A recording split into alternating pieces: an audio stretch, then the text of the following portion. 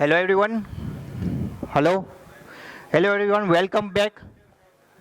I would like to inform everybody to take the seats. We are moving towards the most important agenda of the day. Hello. It's my great privilege for me to invite a tech-starved, an entrepreneur, and a great human being who had worked as a software engineer for HCL and Qualcomm. He started software product from Vembu Systems in 1995 and was also the president and the CEO at ZOHO Corporation. He started Gofrugal in 2004 in an attempt to address the organized and unorganized MSME market with premium quality, affordable solutions. He is also a coach, angel investor, motivational speaker, and fitness enthusiast. Let's all welcome our today's chief guest, Mr. Kumar Vembu, sir.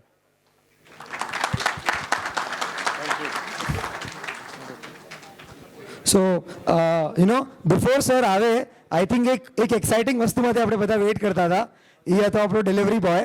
સો આપણા સાથે હમણાં ઓલી delivery આવી જ ગઈ છે. સો where is he? સો આપણો અત્તરવાલા in sense customer જ એ આપણા માટે ડિલિવરી લઈ આવે છે. So huge round of applause. I think એક આપણા સરે ડાઉટ પૂછે તો એમેઝોન વાળાએ સર પ્લીઝ તમે આવીને એક્સેપ્ટ કરો ઓર્ડર. સો આપણે આ live જર્નીમાં it is a wonderful opportunity and a privilege for all of us કે આપણે આ પ્રોડક્ટ રિસીવ કરીએ છીએ લાઈવ ઓએનડીસી પ્લેટફોર્મને આપણે એક્સપિરિયન્સ કરીએ છીએ. સો પ્લીઝ સર મારું રિક્વેસ્ટ છે કે જે બિલ હતું જે આઇટમ્સ હતી એ જ પ્રોડક્ટ આપણે કરીએ છીએ. સો હ્યુજ રાઉન્ડ ઓફ અપ્લોઝ કે આપણે આ સેશનમાં પાર્ટિસિપેટ કરી શક્યા. Great. Yeah. Thank you so much, sir. Thank you so much for delivering it. Now, over to Kumar, sir. આ એક important session રહેવાનું છે towards the digital journey માટે. So I would request કે everyone, બધા જે પણ અલગ અલગ જગ્યાએ ગોઠવાયેલા હોય એ આ સાઈડ આવી જાય અને પ્લીઝ આને સાંભળે તો આપણે ખબર પડે કે શું માર્કેટમાં ચાલે છે. અને over to Kumar, sir. Thank you, Swapnil. Thanks a lot to Abbas Bhai for inviting me to Rajkot, and my apologies to all of you. I can neither speak in Gujarati nor speak in Hindi, so I'll keep my talk in English, but I'll try to talk a little slow so that whatever I say you can understand. And any question you ask, anytime you have a question you don't understand, please raise your hand. I will stop and answer your question and then proceed. Okay. So, and I also want to thank each one of you for coming here, because accepting our invitation. I know today is a Friday and you will all have a lot of work towards closing the week or preparing yourself for the weekend and things like that. So thanks a lot for spending your evening with us. And I want to only talk about, or respond to 3 questions that typically come in our mind, right? Especially in a place like Rajkot and in Gujarat, where most people, most youngsters also, when they are born, the first thing they think about is when do we get into business, right? And most families have been in business for a very long time, to the extent that we can say there is no city in India without a Gujarati businessman, right? So that is how it is here. But over the last few years, when we see companies like D-Mart or Reliance, companies like Amazon or Flipkart, companies like Swiggy or Zomato, companies like Meesho and a lot of other things, right? And Chinese manufacturing and things like that, we get a doubt in our mind. How long can we continue in this business? What is the future of my business? Do I want my children to come into this business? These are questions that always bother us, right? Because business has been, you can say, done almost the same way for maybe 100 years, maybe 150 years in the past. with the changes happening very slowly, one small change at a time, right? And no dramatic change. So people put in honest effort, right? People put in disciplined effort. They are bound to be successful in business.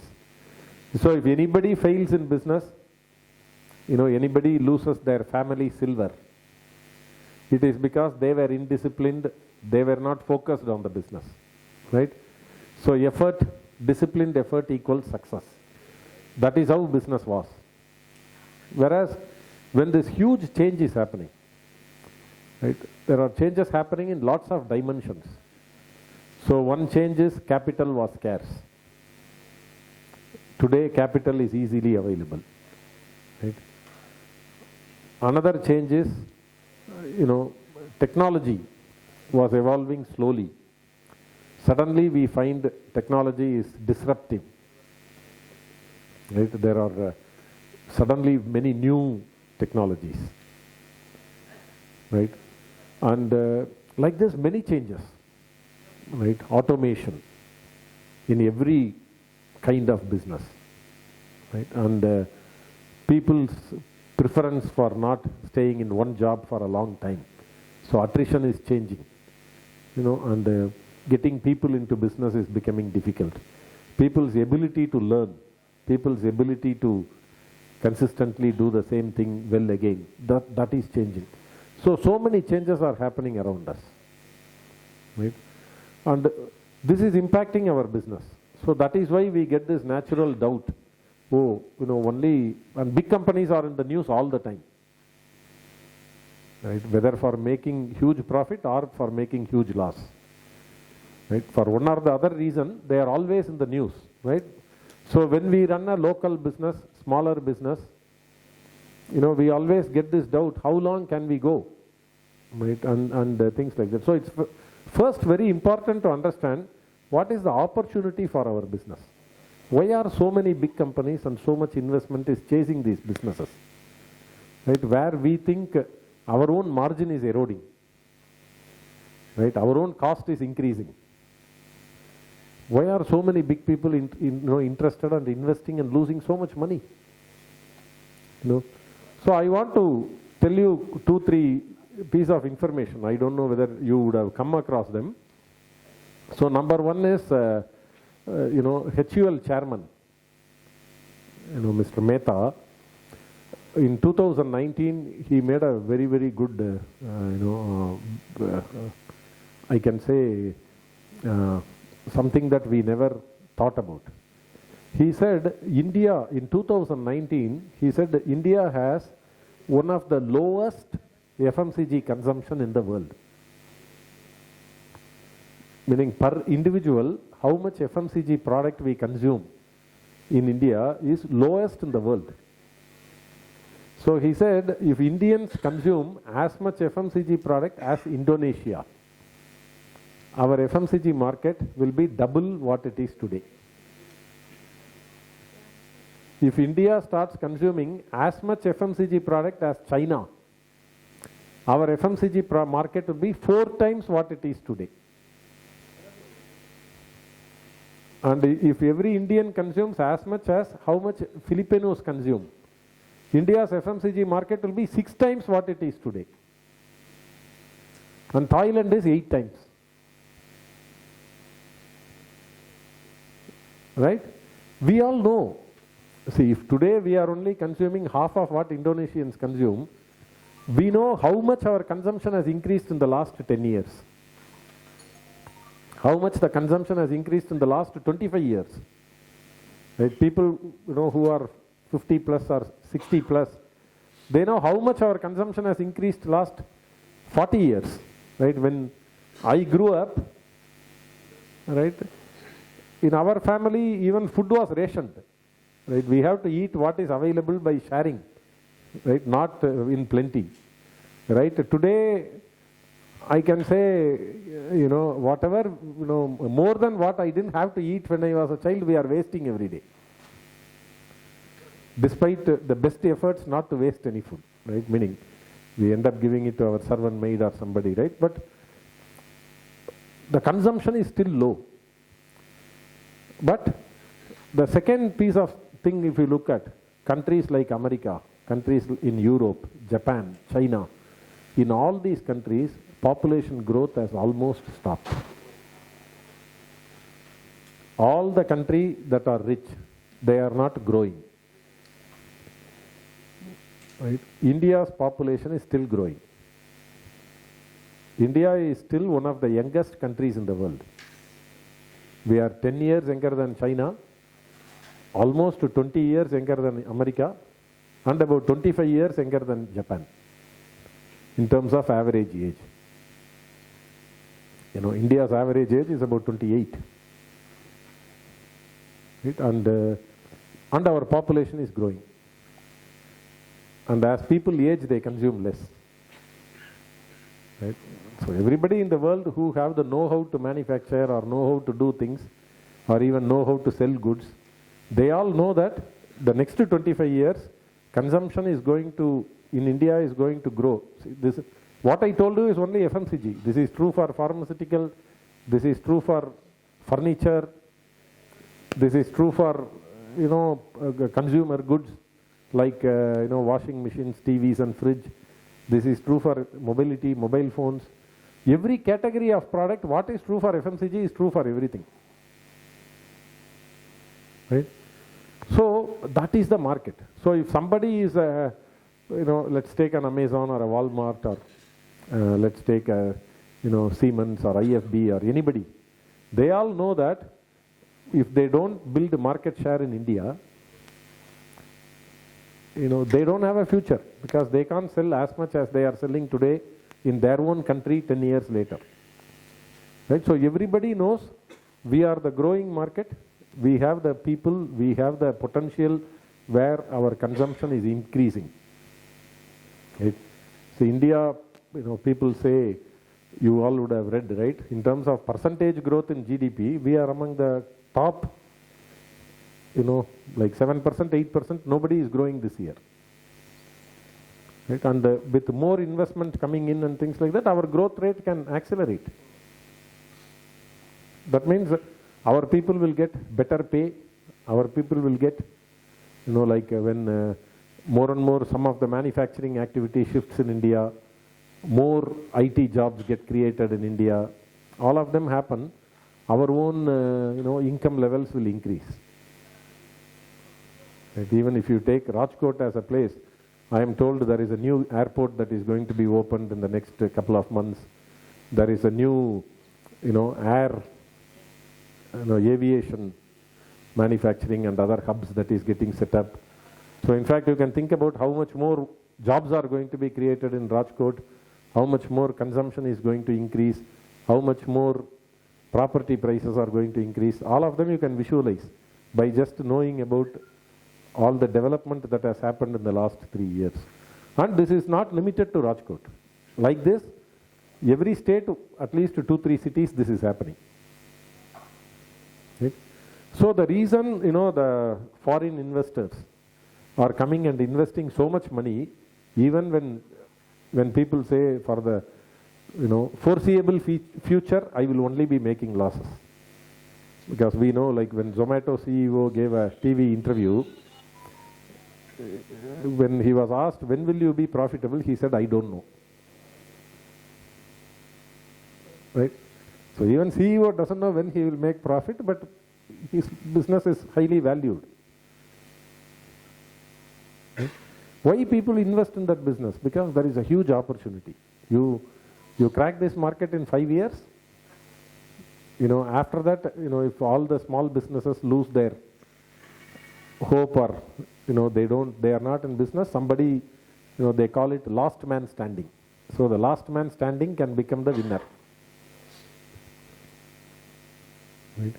So if foreigners have so much hope to invest in businesses in India, why not our own businessmen not investing in technology? Right? Why they are not investing in future? Because there is so much opportunity. If anybody asks me, today is the best day to be in the business, irrespective of all the challenges, all the other things, because there is so much opportunity today. We are a growing economy. Our income levels are growing. Our people are getting more and more job opportunities. Right? In fact, if you know any low-income neighborhood 20 years back in Rajkot or any other place of Gujarat, how is it today? When I go to my village, I know when I was in school, when I go to my village, 70% people can't afford a shirt. And they will visibly look malnutritioned. Today I go to my village, I can't spot even a single malnutritioned person in my village, whether they have a job or not. Right? That's true of every developed state in India now. Right? So much opportunity is there. That means we have to understand this opportunity, and when we want to exploit this opportunity, we should not have short-term thinking. That means, I invest today, I will take return tomorrow. Right? We have to have a 5-year, 10-year roadmap for our business, because when you do a transformative project, transformation is not an event. Transformation is a journey. For example, if you want to digitally transform your business, it is not like I will start using X software, I will become digitally transformed. Or I will start using Y software, I will become digitally transformed. Our mindset have to change. Our people who are working in our business, their mindset have to change. Right? So this digital transformation is a journey. So we can only do the journey if our mindset changes and we are willing to invest. We have to make that decision because there is so much opportunity that is coming up. See, the way I look at all the businesses that you see as a threat, is if those businesses are losing money, they are actually preparing the market for you. For example, when things like ONDC get launched, let's say the Amazon and Flipkart and Swiggy and Zomato and the Uber and Ola, all of them are losing money today. Right? They make the consumer get habituated to online ordering and delivery. When ONDC comes and offers you a very healthy business model, right, where every seller and the consumer has a direct interaction, and the people are getting sustainable right price. Because today what Amazon, Swiggy, Zomato are offering is unsustainable, loss-making, lower price. But when you get a sustainable, even though in Zomato, what is in a restaurant 100 rupees is 135 rupees, still they make 10 rupee loss per order. So if you go to a sustainable right price model with ONDC kind of thing, your business is going to grow. Whether you are a manufacturer or a retailer or anybody, what is the challenge for somebody who is manufacturing goods? Their margin is always getting pressurized by people who sell their product. ONDC give them an opportunity to do direct to consumer. They can sell direct to consumer also. Right? And for a retailer or a distributor, the opportunity is they can sell online to their customers with a good quality of service without losing lot of margin to an online marketplace at a very credible low price. Right? So that means these kind of technology and networks also bring about newer opportunities for everybody. And these newer opportunities are healthier. But to exploit that, every business have to transform to omni-channel business. Whether you are a manufacturer or a retailer or distributor or whoever you are, your business must transform to an omni-channel business. So in this second section, I'll probably spend a few minutes explaining what should we do if we want to make the best out of this opportunity. To me, there are two things that are important if we have to make the best out of the opportunity. Right? The first thing is, we have to be best at what we do. Right? So whatever we do, whether we manufacture or retail or distribution, we benchmark ourselves and make sure we are the best at what we do. Right? Because, another trend is happening.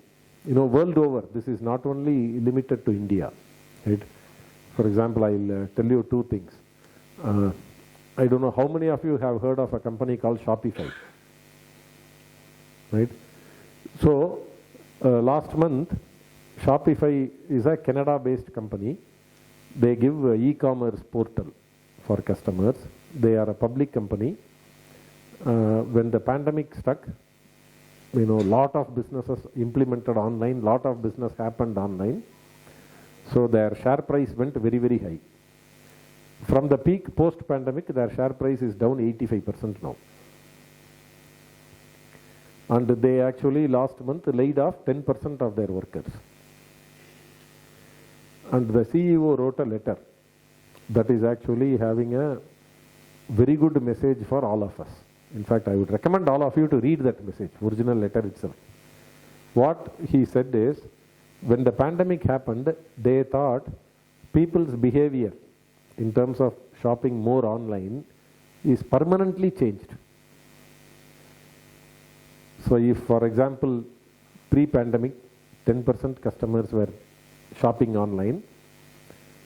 During pandemic, it became 22%. They thought this 22% will remain, and from there it will grow. It's a permanent change in consumer behavior. So if it was growing, let us say, even 10 or 15% year on year, right?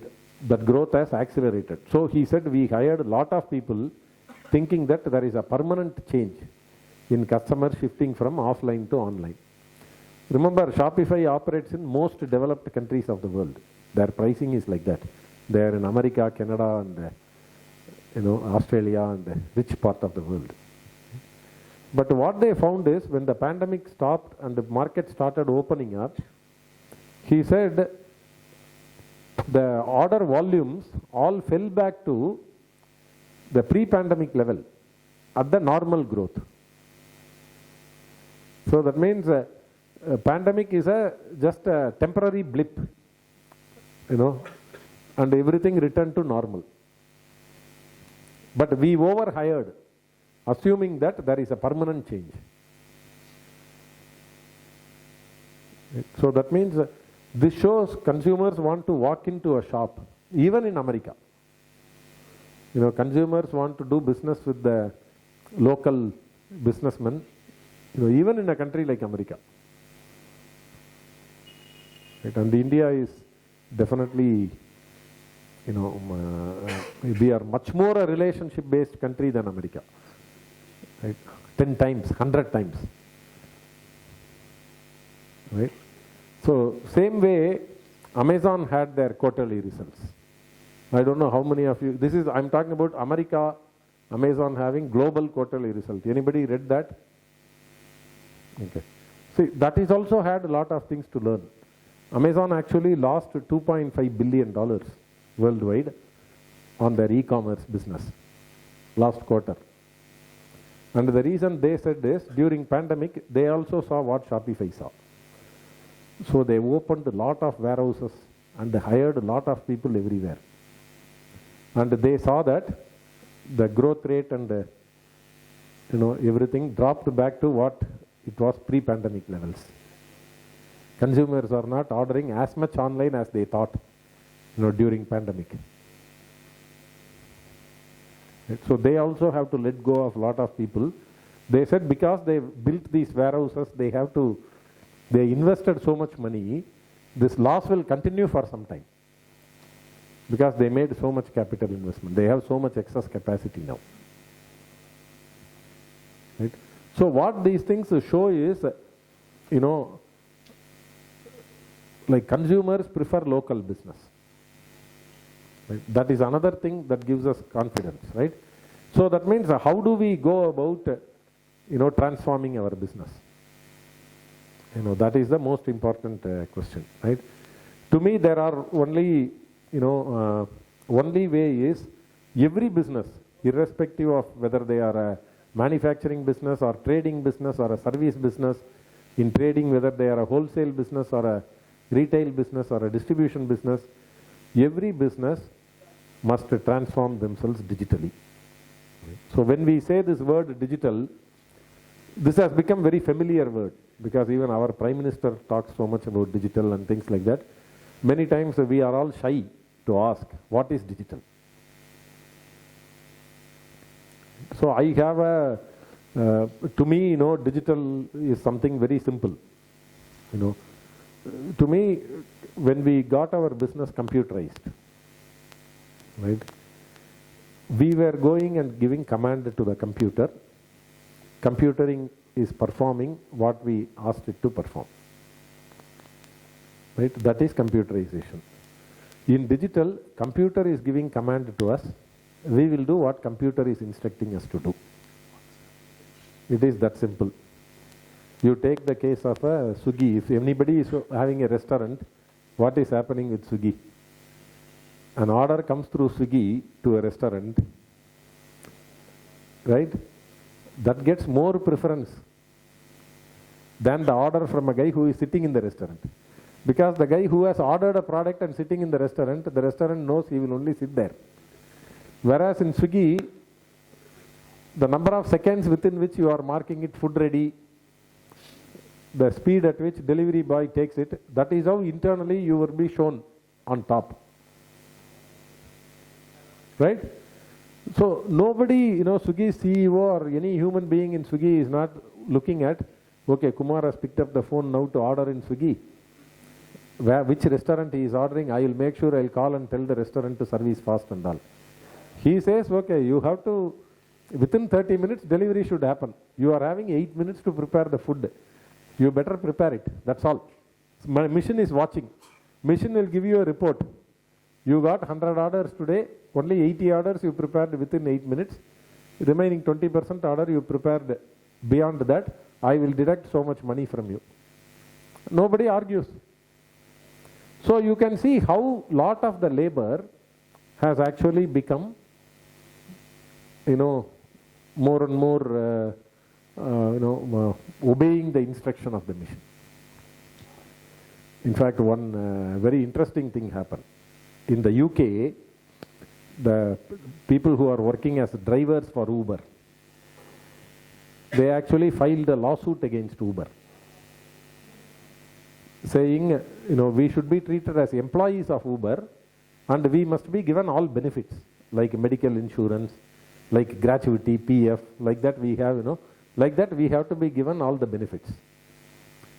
So this case went on and the judge who, made a ruling on this case, he said Uber has more control than any employer has, on any employee.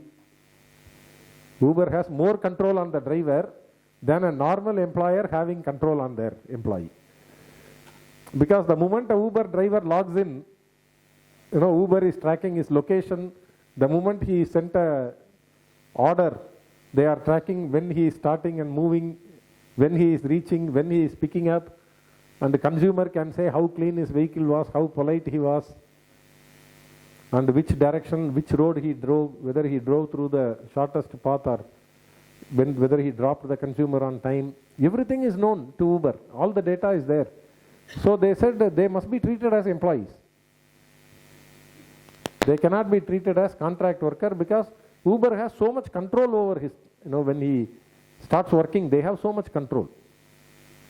So you can see how machines are more efficient and more thorough in monitoring and managing. Right? You will have so much peace of mind because even though Swiggy or Zomato is having 300,000 plus delivery boys across India, nobody in Swiggy office is sweating anything. Right? All deliveries are happening. In our business, when we have 3 delivery boys, we are getting tension, we are getting stress. Right? So that is digital. How to make, lot of the labor, when they work for the system. The funny thing is, a Uber driver feels he has freedom. Because I travel by Uber a lot. Sometimes people say they were working as a sales manager in a FMCG company, became a Uber